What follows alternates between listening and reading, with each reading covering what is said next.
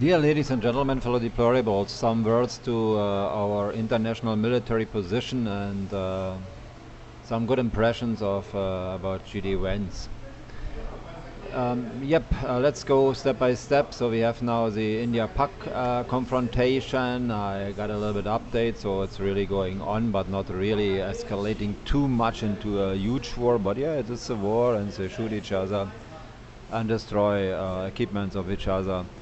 But it's as far as I've seen, this kind of false flag accusation is still in the air, even by also by Pakistan side. No? Then there's one side who claims it's a false flag by India, others who claim, but not so much openly, that it's a false flag organized by the army chief of Pakistan. What I think it's possible, Munir, no?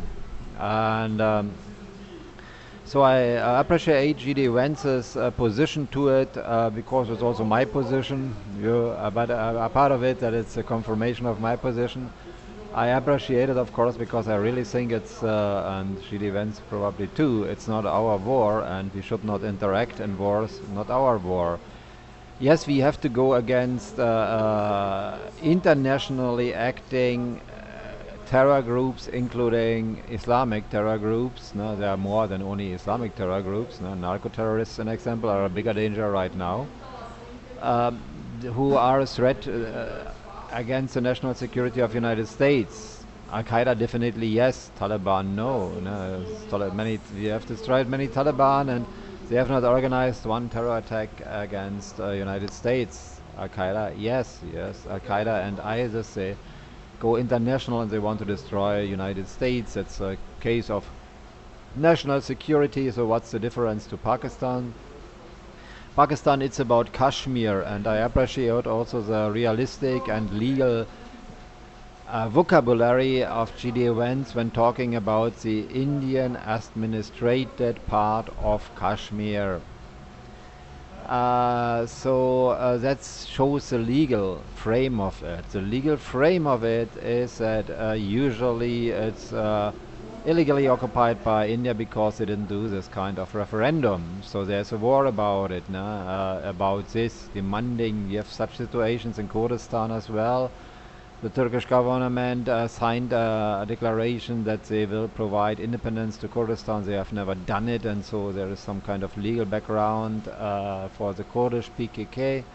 And so you have also the legal background for the Polisario. That's very similar because it was occupied by Morocco. It was not part, never part of Morocco, occupied by Morocco, and simply declared part of it against the wish of the population there, the Polisario.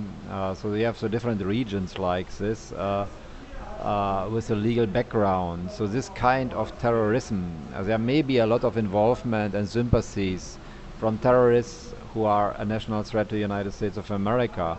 But as long as there are organizations involving in the dispute about Kashmir, then it's a local dispute with different viewpoints and with a legal base on it. No?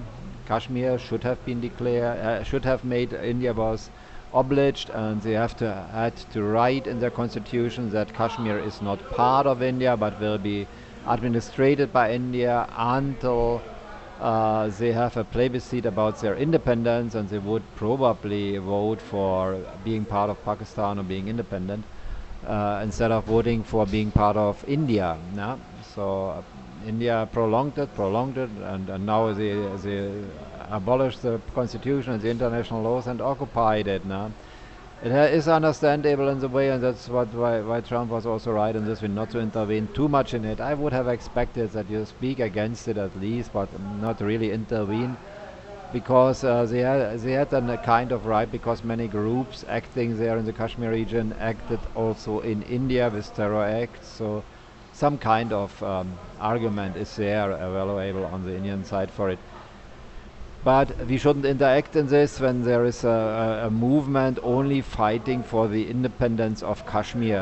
That's not our business, no? Simply.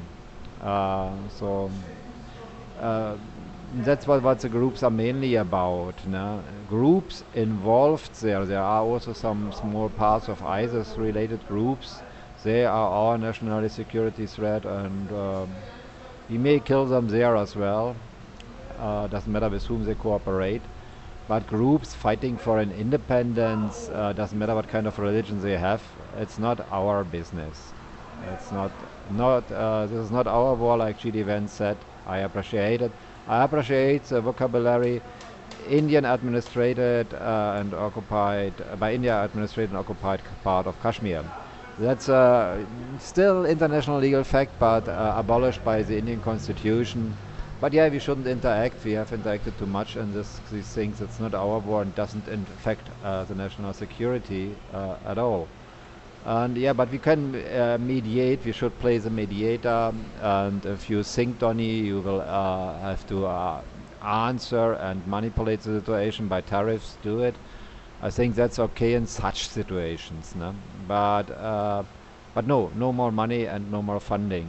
And with Ukraine, it was on the borderline. And here, Gilly Vance, top your position to India-Pakistan war, trying to get a ceasefire and get an end there, so that there's not a nuclear war getting out of it. Uh, yep, it's not our business there, whatever they fight there for, and have the trouble with it. And in the mediation, I've made my point clear. The best is that Imran Khan comes back into power. He is a very highly educated man with 3 Oxford University degrees, well accepted and respected in the Western world. Yeah, I know him personally as well. That plays for me a role in it. And he is would be a good leader, even not going along with us. No? And here we come in the India-Pakistan war to another aspect that has to be mentioned as a position of Khan. My proposal, I'm not in the government, so I can only make proposals. So my proposal would be that Imran Khan comes out of the jail, and that the international community pushed for fair elections. There haven't been fair elections. And now the majority party, they want to prohibit, and their leader, the most popular politician in all over Pakistan, is in jail and in a torture cell, and he faces death threats. I'm not up to date. There were some kind of videos about his release, but they're always around.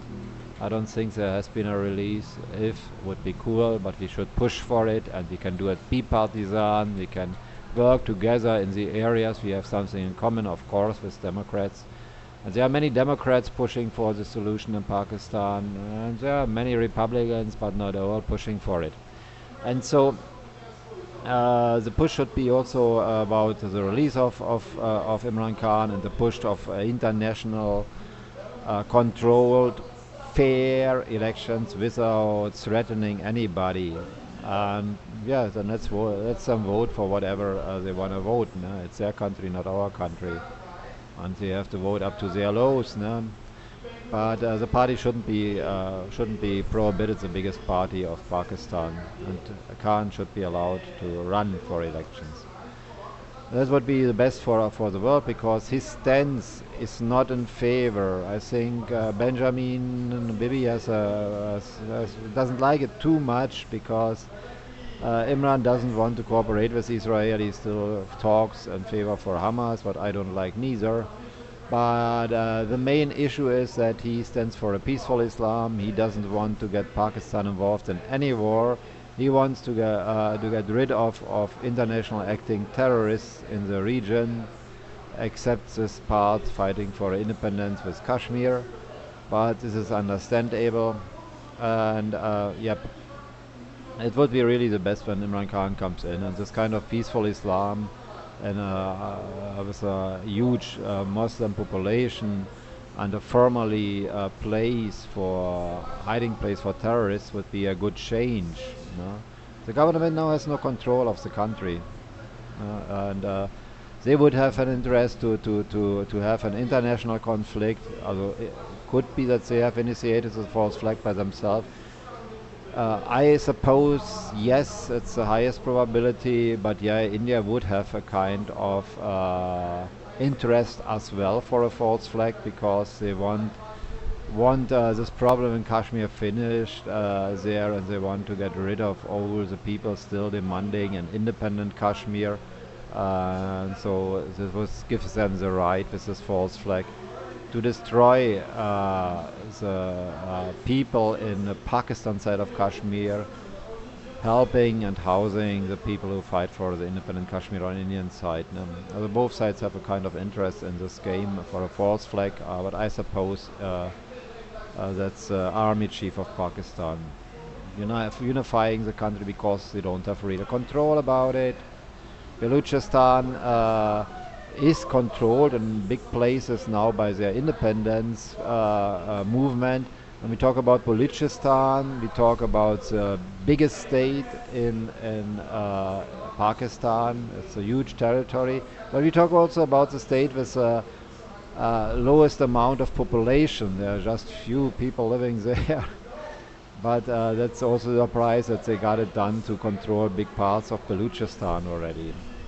And for the Pakistan army, it's very tricky because they have mines there. They want to control the minery in Pakistan, big money, and they want also remain with their secret military research center in Balochistan. What's located in Balochistan? Yeah? Yeah, and there are other parts. No, Punjab, I don't think that they will stand with the government. The Pakistan side will stand with whatever government they have. They go along better with Imran Khan, in fact, no? Because his wife Bushri Bibi is a Sufi, following a Sufi tradition that's organized by someone considered a holy person, as well in the Sikh community as well as in the Muslim community. So they go along well usually, better than the nowadays government. But I don't think that it's Punjabis and Sikh want to involve in this conflict in Pakistan. Or they would stand in the war because many of them sympathize with an independent Punjab in India, the Khalistan movement. Yep, it's not our war, but I hope that Imran Khan gets some power in Pakistan on a legal way, not that we impose it and put him as a dictator. Now, in the way that they get real free elections, fair elections, and there's a high probability he will win and he will be an elected president. But what is our issue in it? The game within Pakistan is the ouster of Imran Khan initiated by US officials. And I think it's still around the cyber case. There were more than 100 accusations against, I think 200. I don't remember it well, but 100 I think it was. At least 100 accusations, criminal accusations made up against Imran Khan. The cyber case was one of it because he has spoken about the cyber received from United States, animating to oust him, and this is fact-based. So we have to investigate it. We have to look for them.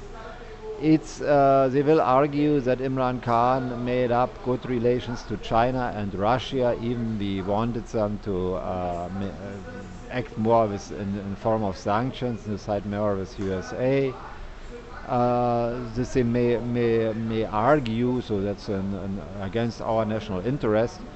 But it's only the half-truth because first what he looked for was a good business relation with United States, and there was no real extensive business relation. And so he had to look out for other business partners. Also China and Russia offered business options, so there's nothing wrong in it using it in such a situation. His for Hamas, his pro-Hamas. I don't agree with him in this point, but I know him personally, and I know he's a peaceful man.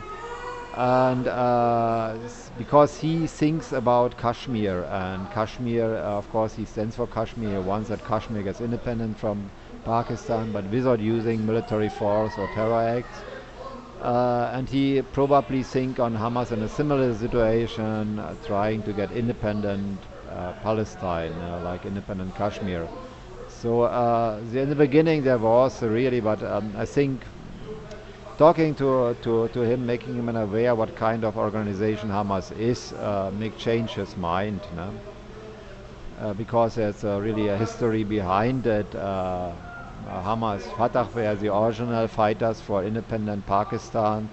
That was a war about territory. Hamas is made a religious war. It's not anymore only a war about territory. It's also for them a religious war. That's a huge difference. And there has been a split between Fatah and Hamas. That's why Hamas has been founded now. So bringing this awareness to Imran, I think he can change his mind. No? But this is a different topic. But Pakistani should have the right to vote him. He would never be a national security threat. We can convince him or not to take a distance from Hamas. But Imran Khan, Pakistan would never be a national security threat. I remind you on his very good cooperation in the Afghanistan war and the fight against ISIS and Al-Qaeda. He helped us a lot. No? And he built a fence on the border to Afghanistan so to avoid that terrorists come in. So, yep, this India, Pakistan, Ukraine, then we have other issues as well. And the Ukraine-Russia war, now well, it's also not really our war, and they are not they are not member of NATO. They are not members of even not of the European Union now. It is dangerous. In the beginning it was very unfair from Russia because just invading after saying and claiming that they don't want to invade anybody was not nice at all. On the other side, it's more an internal issue. That's not an international issue. It's not about an international war. It's not a national security threat of the United States because it's about the question was also an international issue, like the other one I've mentioned, Polisario, Kashmir, etc. Some regions with a similar background.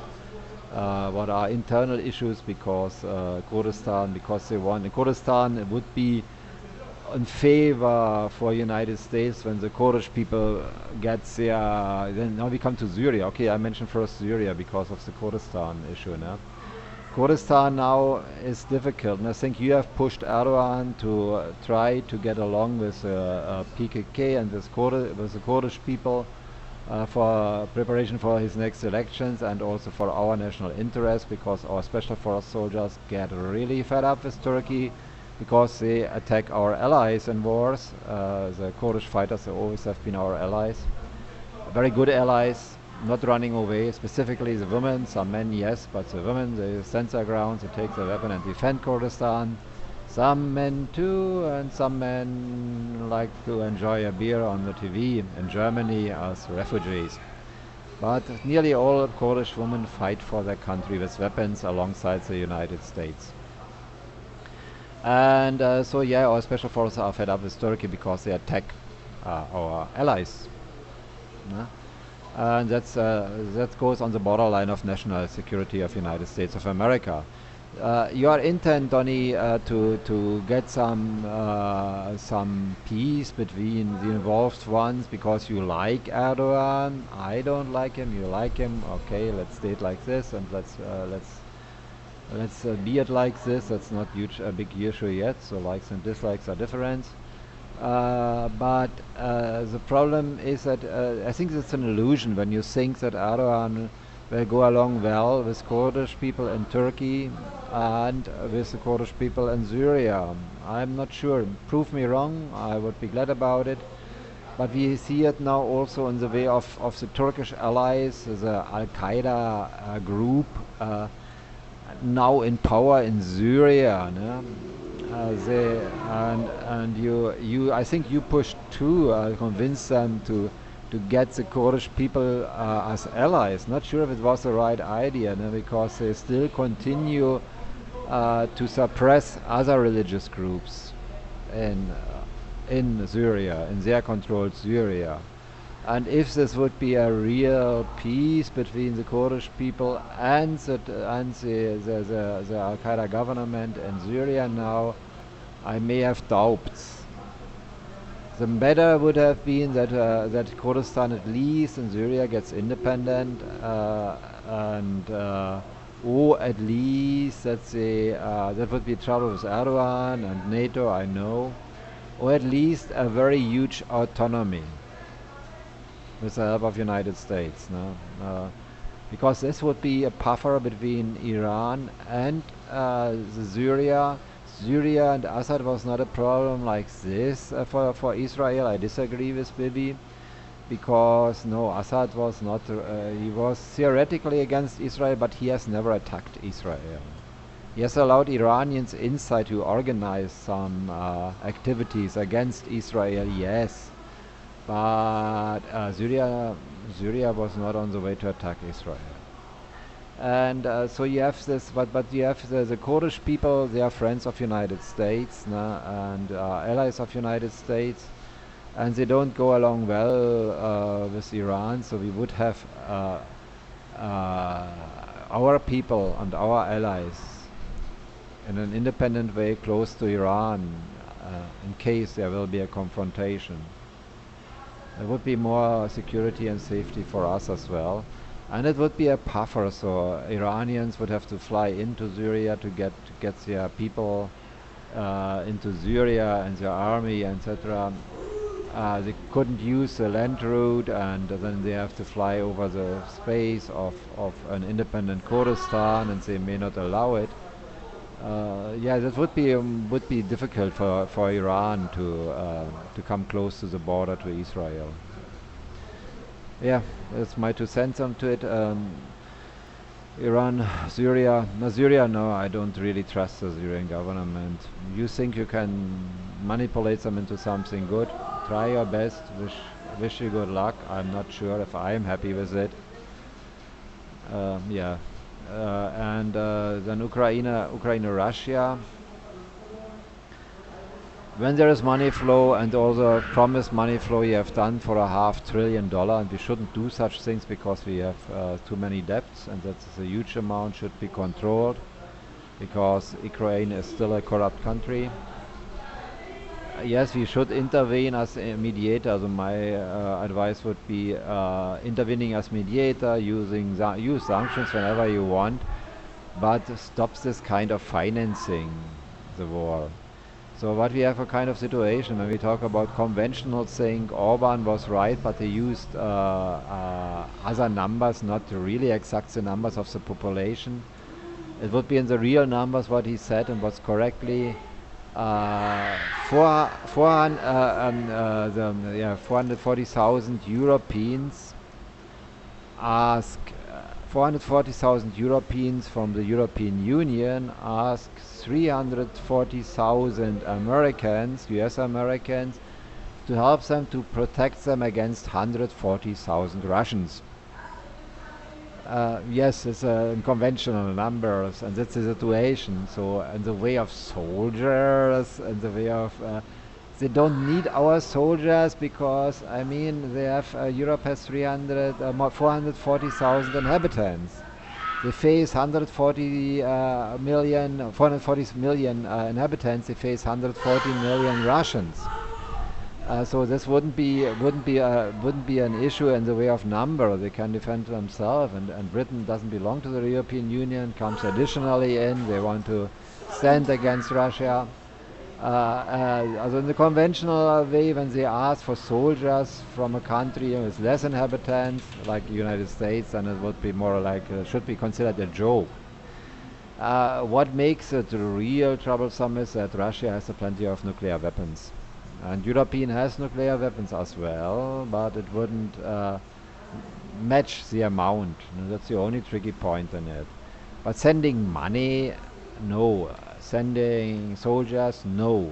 Especially when you see the relations, the economical wealth of European Union and Russia compared, the inhabitants compared of both countries. So European Union is in a huge advantage, and they don't need money and people. Even with some North Korean fighting there, sent by a country with own political and economical problems, doesn't still match up the amount of European Union people. No? And okay, Kim may have one or two nuclear bombs to add to the arsenal of Russia, but it wouldn't make a difference for Russia neither. So no money, no soldiers, no weaponry specifically. How, in case you want a kind of equality and prevention of nuclear war, maybe this promising to provide nuclear arms to the European Union in case Russia uses nuclear arms in the war. This we can think about. I wouldn't say yes or no right now. I haven't thought it through. But no conventional weapons and nothing, no help until there is no nuclear war. No? Before a nuclear war starts, you don't need it. They're bigger. European Union is much bigger and has a high tech as well than Russia. And it would be even the numbers speak in disfavor for Russia.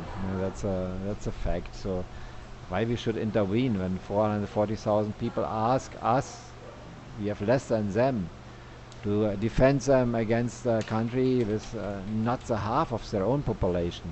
No, no, we even should get our nuclear weapons out and our soldiers out of Germany. Europeans have enough soldiers to defend Europe, so why we spend money there? I say it as a German, very frankly as well, because I don't like unfairness. That's to the and the half trillion. We have so many debts, half trillion, no more money. I wish we can cancel this agreement. You know? When we would have my dream, though that there's a Kazakh Republic that would be the best, and they would help us. They would cooperate with us. They would make a minority deal with us in case we can push a peace deal with an independent Cossack republic between Russia and Ukraine. That would be the best for the world, for us, for national security, even for Russia and Ukraine. Ukraine doesn't like it that their minefields get independent, and Russia may prefer that they come to them. But in the end, the Cossacks are in between Ukraine and Russia, and they will do everything to keep peace with both sides. That would be the best for this region. And we can advise them to have good business deals with both sides, so that both sides, that Ukraine still has a share in the minery, send their engineers in exchange, so a fair trade. And what I want to mention as well, in the way of the trade war, we never called it trade war, so the international media calls it trade war. So okay, let's call it trade war. Um, it's your comments. I like it, Tony. Yes, of course, because they are my comments, and here we share again. But also, beside of this, that you share my opinion. What's cool. That's my opinion is still my opinion, because it's the most valuable, and it's your opinion as well. So we need a fair trade. That means the aim is to strengthen when we have a cooperation with China, business cooperation, and this can be a very good one. Could become with Russia as well there is a peace, a long-lasting peace in the region, and I recommend it to get this kind done. It would be good for an international war on drugs as well. Then we can cooperate with our three armies. No? So, yep. But yep. So we need to try to get this done, that they have peace, but not with sending soldiers, not with sending money. Forget about this. It's not our deal. First, European Union, NATO should comply. After, let's see how they react, because the obligation. There's no NATO obligation. There's no Article 5 demand from the NATO resolution to intervene and to help Ukraine, because they are not NATO partners. But we are NATO as United States, and from the moment on when we declare an invasion, what is the obligation of the NATO? Help with military forces, with armed. So let's think about all this after declaring an invasion in the United States, like Texas has done against our invaders we have there from many countries. This would mean, and this would oblige all NATO members to send soldiers to the United States to help us to get rid of the invaders in the United States. And let's see if they comply with it, because this is not an option. This is Article 5, demand and obligation. The Ukraine war is even not a demand and obligation. There we don't talk about obligation. There we talk about a benefit we give for free without having any obligation in it. When we declare an invasion, all NATO countries must send soldiers to the United States to get the invaders out of the United States. Let's see how they react. Yep, that's now Russia. So I appreciate some stances in it, no? But no more money, no more soldiers. That's unrealistic. What else? Is there any other conflict I've forgotten? Yeah, that's the most important parts of it, no? So no, we don't intervene in things that's not really of national interest and somehow justified, because sometimes a coin has two sides, no? And this was in the beginning in the Hamas war as well. And I appreciate your stance in it, because that's my stance. So, well, but it's also the best of it. So let's destroy Hamas, let's destroy all terrorist groups, but give Palestine the independence. No? They can do whatever they want as long as they don't have people inside we have to proclaim as terrorists. No? And we are now in the mess with Israel, and I don't want that the mess continues to become a mess with Ukraine and other countries. Maybe India dreams of it to become a US-sponsored military force like Israel is. No? We are in this mess, and I wouldn't have agreed to be in the past, but now we are into it. That we sponsor the Israel military, and getting out of it would destroy Israel, and as a country they would not have any country anymore. So in this way I think it would be unfair to cut everything to zero. We have the right to do it, but we shouldn't do it, because it would be not justice for Israel. And Hamas, Hezbollah have tendencies to become a national security threat. Hezbollah should be, because they are also anti-American.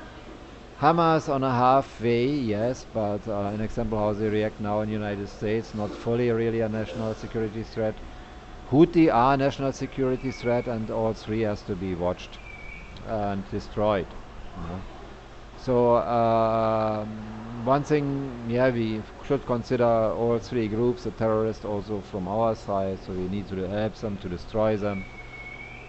And we need a plan to end the sponsorship for the Israel military, but step by step, in a way that Israel's sovereignty and security is ensured. And this, so we need a plan to decrease the amount of payments until a point Israel can defend itself together with new friends. And that's about the Abraham Accords. Now we need to form the Abraham Accords also between Israel and the other Arab countries interested in it as a military group, similar maybe to NATO, so that they try to defend themselves. And all of them have Iran as enemies, so they have some kind of common interest. So there is would be another military group holding Iran in a peaceful position, so we spend less money for it. That's so therefore our national interest, and aiming for a situation that Israel has strong, efficient partnership with allied neighbors, Muslim neighbors, accepting other ones' religion and existence, and very efficiently working together. And that we don't need to sponsor the Israel military anymore. That should be the aim. Maybe Israel wants to become a state of United States. That would be a game changer, because then it would be part of United States. I don't know, but in fact, I don't like it when a country has a declared religion, a state religion. I don't talk too much about it and don't criticize it too much about it, because Israel is a country with a defined state religion, and it doesn't affect the religious freedom. So that's why I don't talk against it. No? So they respect atheists, they respect people from other religions. They are even in their military forces, and they even can are nationals. No? But there's this kind of thing, and we should think about it to change it. No? That every Jew has a right to live in Israel. That's Jesus. So the mafia, when they have their a good part and they see a good profit, and they simply declare them officially Jews and have a right to live there and can open their mafia business and their drug trade. Uh, that's not a good thing to do, and that's not a good regulation. There should be value based, and real religion is not about membership, it's about living the values of something related to it. And you don't define it about values, you define it about official uh, religious membership. That's one critical point in it. No? Okay, and yeah, maybe you should fight against the marijuana problem, what you have as well in your country. Less than Brazil, but you have it. And get the marijuana addicts out of your army. Maybe Israel, Saudi Arabia, Emirates want to join, or maybe the Abraham Accords, two countries unifying in a new military coalition, want to join an international war on drugs. Welcome, but it must be a deadly war on drugs. And that's why we have to go fast to have a peaceful agreement with China and Russia, because then the time has come and Indonesia would for sure join. Philippines under Sara Duterte would join for an international coalition in a war on drugs, going worldwide to kill every drug dealer in the world, every single one. And it's possible when we have this international coalition. Until then, it's only on a national level possible.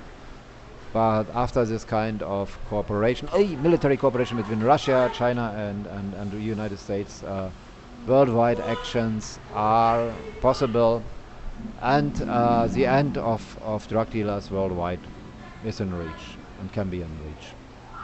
China makes a good business about, even Iran could become, when we get, and that's why I don't, and this year I appreciate you as well, that all of you pushed Donny not to go to war against Iraq. This I appreciate, Iran,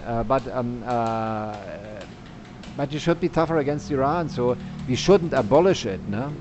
So when they really don't want to go for being controlled about their nuclear power use, no? Then we should simply bomb it away, their nuclear research. You won't agree probably, but this I have to say. They want to go now. They want to talk. They said lately, we want to talk about nuclear bombs. We want to show you we don't have. We don't want to show you that we don't build it, but we won't talk about anything else. And we don't talk directly president to president. So that's now a little bit so, yeah. Yeah, they wouldn't say they are too shy. No, it's not because they are too shy, but it shows already that there is some coming together possible. And when they keep for themselves, my hope is, and that's quite a realistic hope anyway, yes, destroy the Houthis, yes, destroy Hezbollah, yes, destroy Hamas. And we talk not about thousands, we talk about millions as well.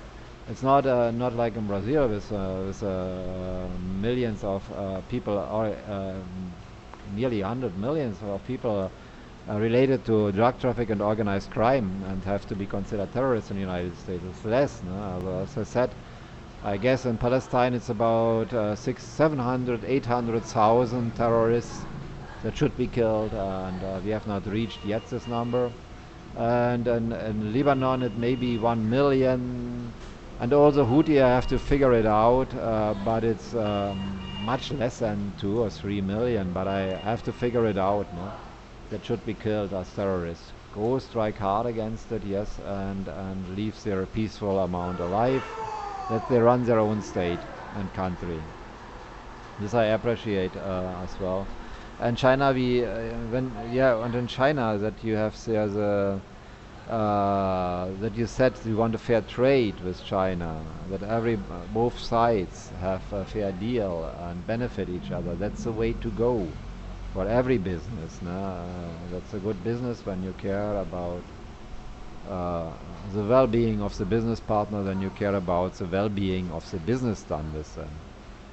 That's the way to go, and this may be successful, very successful with China in case we can get it done. It will be a huge economical power. The cooperation between China and United States would be probably the most important economical power in the world. And yes, China can understand that, I'm sure. So work together with the countries where you can work together after reaching a point that doesn't affect national security. No, that they are not a threat to national security. Then start cooperating in whatever we can cooperate. Iran would be a good partner in the war on drugs. No? They do a strike hard. They need a help how to clean their drug party problems. No? They have drug party problems in their country. Upper class drug parties are quite common as well there now. And we shouldn't make the error to cooperate with them because they're against the mullahs. No, we should work with the mullahs to destroy these organizers of drug parties. We should help the mullahs.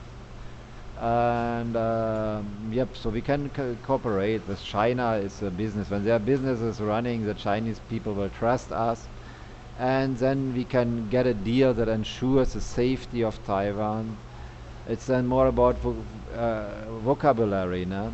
So let's Taiwan. We have to protect Taiwan. That's beside Israel another deal we have to handle because we made the promise and the deal to be an ally of Taiwan and a side of conflict and such, etc. So we have to stand to Taiwan. And China wants to invade it. We must to make it clear, but not really in public propaganda war. That would, but make it clear that it's visible for the governments, and put it everything, but trying to reach a very constructive cooperation between Taiwan and China. There's already cooperation then, and they need each other, but in a more constructive way, so that they are happy in the way they are together, and just name it in different words that please both sides. No? Union of Independent States or whatever. I don't know. But we can handle it when we have a good business relation with China. So because then they trust us in other things. And when we go for a war on drugs with China and Russia, they learn to trust us, and we can have more influence into them as well because we have something in common there with Iran as well. And so holding Iran in a controlled position that they don't get a threat, an international threat, and that they don't get nuclear weapons. That's in the interest of United States, of Saudi Arabia, of Israel, of the Emirates. Yes, let it get done. So then we can work together on this, and we can help to form the Near East military alliance with Israel, Saudi Arabia, Emirates, and other countries joining in later on. And Iran, I think, will become in the future, let's see if I'm right, I have been many times right, in the future a honorable country trying to find its way into its form of Shia religion, but much more moderate. It already started with more freedom for the women, and caring about their own issues, stopping trying to make the whole world a Shia world and trying to fight whole wars against the United States and other countries. They will get it. And that's why I don't want really a war. No? But no, don't exclude it. When they don't want to control of their nuclear arsenal and by building nuclear weapons, what is in the most interest of Saudi Arabia and Emirates? MBS is very clear about it. No? That that's the biggest fear of him, that Iran gets nuclear bombs and there comes a clash between Sunni and Shia. Then that we bomb it away. We must be sure about it, doing it in real. And I don't think we need to do it, in fact, but we must be sure that we do it in case we don't reach the point of ensuring that they don't have nuclear weapons.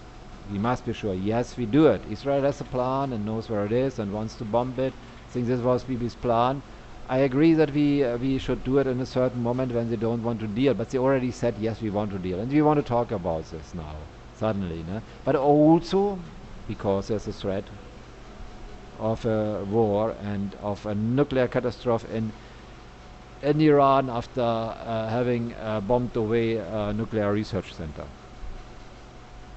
So and they always make the mistake to build it near big towns because oh they have inhibitions they won't build like Brazil does this nuclear research center close to Sao Paulo, thinking that we never will bomb it away because it's close to a million people town. But this we have also to deal with, and we always have to think about it when countries avoiding a nuclear control, not doing the nuclear control. We have to think and seriously considering bombing it away, the nuclear research program. Doesn't matter if it's Brazil, it's Iran, South Africa. We have to think about it, how to reduce the amount of nuclear weapons worldwide, but we must be tough in it. No?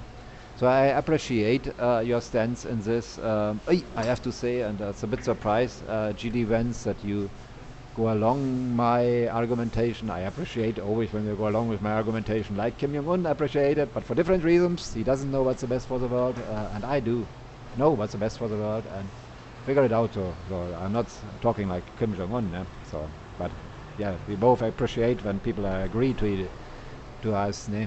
You know, but I don't need synchron clapping hands, and I don't want somebody agreeing with me only because without knowing what to talk about.